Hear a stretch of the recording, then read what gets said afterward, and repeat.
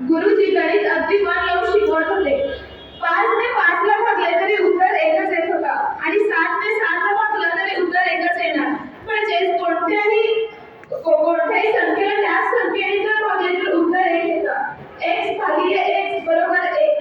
हे गुरुजींचे बोलणं झाल्यावर त्या वर्गातील एका मुलाने हात वर केले आणि तो विचारला की गुरुजी 0 भागिले 0 बरोबर एकच येईल का?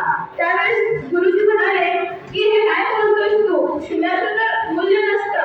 असं काहीतरी म्हणून गुरुजींनी तास संपवला. पण त्या मुलाचं समाधान झालं नव्हतं.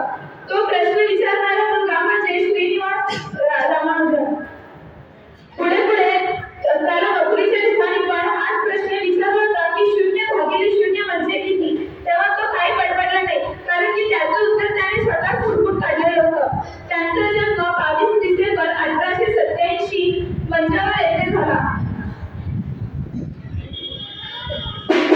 दुसऱ्या विषयाचा अभ्यास करणं त्यांना अभ्यास करू वाटत होता, म्हणून त्यांनी अभ्यास करू वाटत होता. एके दिवशी इंग्लंडमध्ये त्यांची विकृत परिस्थिती बिघडली होती. त्यांना क्षय या रोगाची लागू झाली होती. एके दिवशी प्राध्यापक हार्डी हा त्यांना भेटायला आला होता.